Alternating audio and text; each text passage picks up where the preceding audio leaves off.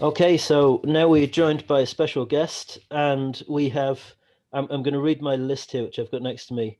4 times Pro Bowl, 1 time first team All Pro, 1 time second team All Pro, Chiefs leading tackler of all time, on the Ring of Honor.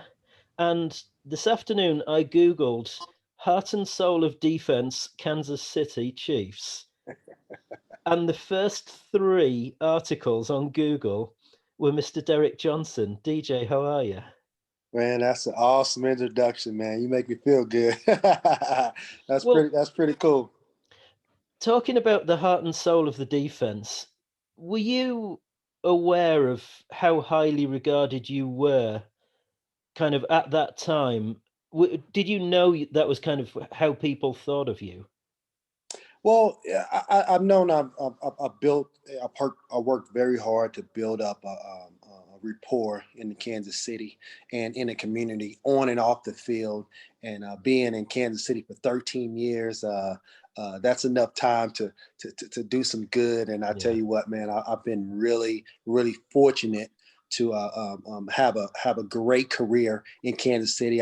The only thing I regret that I didn't bring a championship to that great city. But at the same time, we've had championship moments, I should say. But yeah. it was great being a Chief. Still, I still bleed red. Still bleed red. You still consider yourself a chief through and through then? Absolutely, Yeah. absolutely. And you were a captain for a number of years on the defense. What was your kind of leadership style? Because from the outside looking in, you appeared to be kind of like the quiet lead by example type. Would that be a fair assessment of you? You know what? You took the words right out of my mouth. I'm a big person of don't do what I say, do what I do. Hmm. And lead by example. And I think um, my peers, because when you're a captain, your teammates vote you in. Coaches don't vote you in. The teammates. So that's the best compliment I can have is being a captain because those guys they notice that I'm leading them in the right direction, and they respect me. That if Mm. you can have respect from your peers and your teammates, that's the biggest accomplishment. It's bigger than being a Pro Bowler and all that. That's one of those things where I took a lot of pride into making sure when I get out there on the field that I motivate the guys and encourage the guys, not just doing when times are good, Mm. but adverse situations at times too. Yeah. And And kind of just quickly, sorry, just building off of that. Obviously, you said that you were in Kansas City for so long, and being this leader on the team, as do as you do rather than you say. What it means to you to stay in Kansas City for all that time when it's such a versatile league with players moving all over the place. What was it like to stay in one place for that long, and what did that mean to you? That meant a lot to me. That meant a lot to me, and yeah, that's pretty awesome. You asked about that. People kind of overlook that sometimes. Like I was in Kansas City for 13 straight years, and which is hard to do. I mean, this league. I mean, you got Hall of Famers and Pro Bowlers switching teams all the time, and somehow a kid from Waco, Texas, goes to the Midwest to the Kansas City Chiefs and stays there for 13 years. And of course, we've had some seasons where you say, man, it wasn't too good, but but at the same time, I kind of went through my trials and tribulations through that, but came out clean because I've been through 4 or 5 head coaches, 4 or 5 defensive coordinators. I've seen players come and go, but somehow Derrick Johnson has remained a staple in the middle of the defense, and I took a lot of pride in that. and you were surrounded by some significant talent over the years. Like I was kind of looking 2012, 13, 14, 15 kind of years. The 2015 team, where you had Justin Houston on one side, Tamba Hurley on the other. There was yourself. It was Marcus Peters' rookie season, and you had who was the other one? Was at the back there? Oh, Eric Berry. How can I forget Eric Berry? Yeah, Like, I was oh, just saying that's the first name you should say. you just the like for you still to be a captain amongst all those kind of personalities and abilities, like that must have kind of really kind of felt a different level there. Yeah, it was, and like I said, that's why I took a lot of pride in being a captain because, I mean, I was surrounded by Pro Bowl guys and really star talent guys, but somehow most of the guys, I'm not saying every guy, um, I'm not saying every guy picked me as a captain, but I was the favorite when it comes to being a defensive leader. And man, I tell you what, 2015. That you say 2015, that was a really good year. We actually started out 1-5, Hmm. and actually tallied off 10 straight wins. I mean, that was something. But to have that nucleus of people, offensively and defensively, man, it's I wish we could have won a Super Bowl or got to Super Bowl for Kansas City during that time because we had the talent. You just we couldn't get over that Brady hump at the time. Did Yeah. you ever feel kind of as a player, you know how the Chiefs kind of had a history of finding spectacular ways to lose games in the playoffs that they really shouldn't. Did you ever feel like this just isn't meant to be? Or could you just kind of erase those from your mind and say, right, it's just one game, it's football, it's what we do, and we'll just carry on like and play our game. You know what? I I mean, I can remember vividly going against the Colts in the playoffs, and Oh, and we're up like 28 points in the second half. I mean, yeah. I'm thinking of this. These odds are just it's like really like you just kind of laugh at them now you do, but at the time they just make you sick. And then you go back to you go up to 2017 where I mean 21-3 at halftime against Tennessee Titans, and somehow, just somehow, a couple bad calls here and there, a couple times where a DB knocked the ball down for a defensive pass deflection, and the ball lands into another player's hands. It was one of those things where you're like, man, this when they say things, everything has to line up when it comes to making it all the way.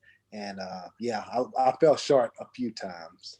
So And when a game gets a name attached to it, you know something's bad happened for someone. So I'm thinking like no punt game against the Colts, Peyton Manning way back when. I'm thinking the butt fumble, which was what that was Andrew Luck and the Colts, wasn't it? And Yes. then I'm thinking forward progress. Oh my goodness! Do not bring that up. Good God. Did you ever get an explanation from the refs about that? That may be the worst call. It may be the worst call ever. Just You because getting no arguments here. it's just no. It's sometimes you look at some calls and you say, okay, the referee got it wrong. Like I can kind of see it, but he's still wrong. But this one is like it's like you can't even side with him. No. It's like it doesn't matter if you're a Chiefs fan or not. You're looking like what's going on? Like why did he even call that? Which at the time we didn't know that was going to be the make or break. We kind of needed we needed something to go right for us, and that went right for us. That would have been a turnover. Mm. I mean, Justin Houston even picked up the ball. I mean, it was just man, but at the same time, we still had them 21-3. So it was one of those things where you still have to close out the game. And even though that one turnover, if that would have went our way if one thing would have went our way, that whole game, we would have won the game. So. Mm. And you were mentioned there any kind of looking at those playoff games? Were there any of those years where you felt you should have progressed, like you had a Super Bowl winning roster? Absolutely. I mean, the 5 years I was with Andy Reid from 2013. 2013 was a really good year. We won we were 9-0. And I think that was the Andrew Luck year. Mm-hmm. We got some people hurt like Jamal. We got some people hurt late, Brandon Flowers. So that would have derailed us later on. But AFC Championship at least that year. 2014, that I wouldn't say that year, but 2015 for sure. That was a year that we went down to the nail biter with, we beat Houston in the playoffs, and then we went to the Patriots and couldn't close it out. Of course, Brady kind of does his thing up there. He got a crazy record when it comes to people going to New England. And then 2016, I got hurt late in the year, but that I think it was the Steelers that we played that they called a holding call on. It was just, I have so many situations, and obviously 2017, we know of the 21-3 at half that we should have closed that out and probably went to go play the Patriots again, So, but after I leave, it's AFC Championship, then it's Super Bowl. It's pretty cool being a Chief now, even though it may be bittersweet in a sense of, man, I wish I could have accomplished that goal, because that's always the ultimate goal. But I tell you what, man, I definitely feel a part of all the success that they're having. Absolutely. You were back just the other week to bang the drum. Yeah. Before the game, that must have been pretty cool as well. That was cool. Banging the drum, that's a staple at the Chiefs game, and kind of right before the game, everybody wants to know, who's banging the drum, what celebrity or what movie star or what retired player, a Hall of Fame player or whatever, and for Clark Hunt to nominate me to do that for that first playoff game this year. They only have two, so it was me. Then Clark Hunt did the last one. It was pretty cool. Pretty cool. How did you find the atmosphere at Arrowhead with the reduced capacity this time round? The sea of red is always there. It's always just contagious when you walk in there. I was ready to play when I walked on the field. I'm like, man, this is, of course I missed the game, but when you're actually there, you're like, oh man, I really missed the game. But it wasn't as loud because, you got half the people there or less than half the people there. But I tell you what, they make it sound like, it's a full stadium. Arrowhead is always rocking when it comes to the Chiefs games. I can tell for everyone listening, you're probably just going to hear it on a podcast, but we can see DJ on the screen, and he absolutely looks like he could take a game any day. Yeah, I look pretty good. I don't know if you can trust my speed anymore, but I would love to get a couple plays. That'd be cool. Would you do a come out of retirement, even just to go on the practice squad for a week, pick up a ring, and retire again? Absolutely. You know what, man? I guess I've been fortunate enough to be on the field and be an impact player so much. Being a practice team player, I don't know. I would have to somehow talk to Andy. Like, Andy, you got to get me on the field. Just give me a couple plays, just so I can brag and say, hey, I did contribute a little bit. I'm just thinking Dustin Colquitt, who they cut and bounced off a couple of teams, and now he's back on the practice squad. Like, I think you'd be more than capable of doing that role. Yeah, I know, right? And I actually saw him at the game. It was pretty cool to see Dustin. Dustin's a heck of a guy, man. Heck of a guy. You talk about a guy that's played for the Chiefs longer than me. Not many people have played for the Chiefs longer than me, and he played for 14 years for him. And Dustin's a heck of a guy. One of my really, really good friends. Yeah. Looking forward to the Super Bowl then coming up this weekend. You played against Tom Brady a number of times. He's the greatest quarterback of all time, I think, by pretty much any standard. was he the hardest quarterback you ever played against? Like with him being relatively immobile pocket passer, would you rather play against someone like that, or would you rather play against someone who was more mobile? Say Marcus Mariota, for example, talking back to the Titans game, who's more mobile and can run around a bit. Which would you rather play against? Well, I would rather play against Marcus Mariota instead of Tom. But I tell you what, mobile quarterbacks always give defenses trouble. So that's not what I wouldn't. I want to play a pocket passer, maybe not Tom Brady, but I want to play a pocket passer.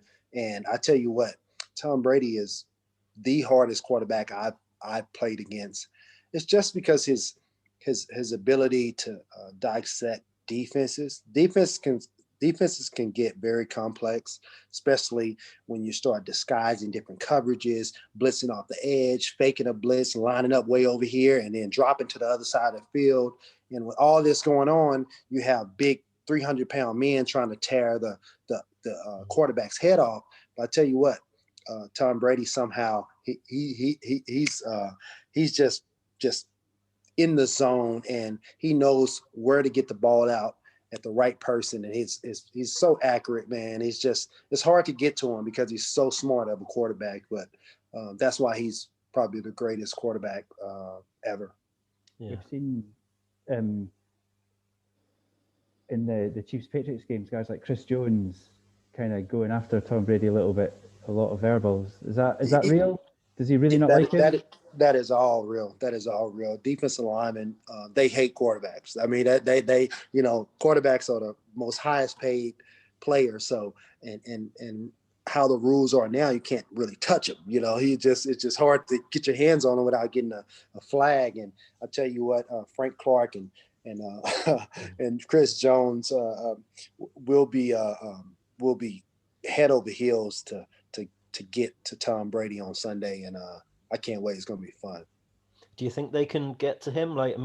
Because he does get the ball out quick, but the Bucs do tend to have more of a kind of downfield passing game, which would make you think he's going to have to hold it that little bit longer, and maybe they can get home. Yeah, absolutely. And the Green Bay Packers, they got to him too. And Tom almost gave the game away. I say gave the game away, meaning he threw a few picks where you say, man, they were hitting them and putting them on the ground, making them uncomfortable. And as a defense, that's what you want. You want to make Tom Brady uncomfortable and get him off the spot, because he can get back in that pocket and get comfortable and just pick you apart. And it's up to the defensive lineman to get him running around, which he's not good at. And that's where you can have some success. That's interesting.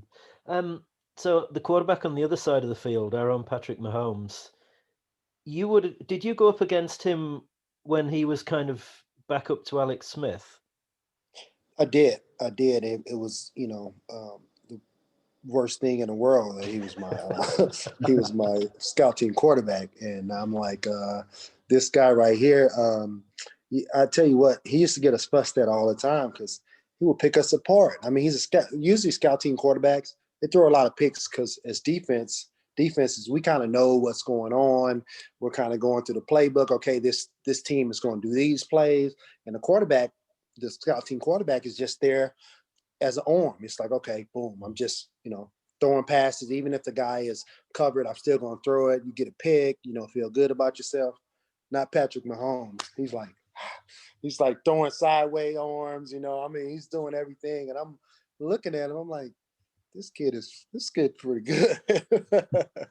So how far into that season could you look at him and say, okay, this kid's going to be a star? Are we talking training camp, or are we talking progression through the season? More so progression through the season, because I've seen a lot of people and a lot of quarterbacks, and you see big throws all the time, but somehow Patrick Mahomes would always be in weird situations with his, he's on to the left side, he throws across his body, which quarterbacks never do. There's certain rules that you tell a quarterback, hey, you can't do this. This is not probable for you. but he does it and he completes the passes. He's got a little bit. He's pretty good at everything. He really is. He's faster than you think. His arm is stronger than you think, and it comes out, really fast. And it's just, man, I've went against him a lot in practice, and I'm like, man, he is really, really good. They did their homework on Patrick Mahomes, and obviously he's a $500 million guy. Do you think that $500 million was money well spent? Like, if you were in charge of the Chiefs, is that where you would have invested that money? Absolutely. Knowing what I know now, when you first picked them up, if you say that, I'll be like, no, I'm not. Nobody's getting that much money right now. Yeah, Looks like a bargain. Absolutely, because that's security for your whole organization. Not that the quarterback is the whole team, but you put yourself in great situation when you have a consistent, great quarterback in Patrick Mahomes, and Chiefs are doing great by putting some weapons around them, putting some weapons around them, and they're doing great. Can you see kind of the Chiefs being the floor being the AFC Championship game as long as Patrick Mahomes is there? Like, anything less than that is a failed season? Yes. Anything. Can y'all pause it real quick? My golly, my son is calling me. Let me What's life like for you now, Derek? Obviously, retirement doesn't sound like you've got your feet up in any sort of any spare time, really. No, you know what? I'm enjoying being a dad and a husband. I have 5 boys, ranging from 1 year old to 13 years old, and I am busy. They're in sports. They're doing a bunch of things, and I'm actually, my wife is 9 months pregnant, so with a girl. So this is gonna be awesome. She's never gonna date. This is cool. She's got 5 brothers. This is a good life. Girls are a different breed completely. I have one of each. She'll have you wrapped around her finger in no time. That's what I heard. I can't wait. We need to soften this house up a little bit. Yeah. Would you like the boys to go into a football career if that was something they were interested in? Absolutely. I got a couple boys that are playing football. We got football, basketball, and track. But I tell you what, I am really big at just making sure they know all the rules, and because sometimes kids get into football too early, and there's obviously a lot of head injuries and things that can really hurt them health wise. But I'm big at least, if you have a son, make them play flag football until they're itching, like, all right, Dad, I really want to play tackle football, and then you can put them in there. You never want to put a kid in tackle football before they're ready. Yeah. And obviously, seeing them all behind you must give your kids some great inspiration to want to go out there and be, whatever sport it may be this athlete that you've been a great role model for. So what's that been like to show your kids your career and how that's developed? It's awesome. It just it gives them an upper hand mentally, to know what it takes to be good, to be great. And it's just across the board. There's certain things in order to handle it doesn't matter if you're going to be a teacher or a policeman, just whatever, just the discipline of being great.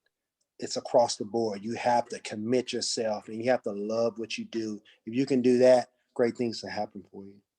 Absolutely. Yeah, definitely. Okay, I think we've probably taken enough of your time now, because it sounds like you've got plenty going on in the house there. One quick last thing, prediction for Sunday. Oh man, prediction. I tell you what, I'm a Chief at heart, so I wouldn't dare think that the Tampa Bay would come across and upset the Chiefs. But I'll tell you what, it will be a close game. You talk about a Tampa Bay team that's really talented, and they have the GOAT back there throwing the ball to them, leading them. So it's going to be a great game. But I'll tell you what, man, Mahomes and the Chiefs and Andy Reid, they just know how to win. It doesn't matter if the score is going to be 10-12 or it's going to be 31-34. It's just one of those things that the Chiefs are going to have a point more than Tampa Bay at the end of the day. And I can't wait to celebrate another Super Bowl win. Yeah, I hear you loud and clear. Okay. Yeah. Great. Well, DJ, thank you for your time. We really appreciate you joining us today, and good luck for the future. Thank you. Thank y'all. Thank you. Thanks, Derek. Have a good one. Thank you.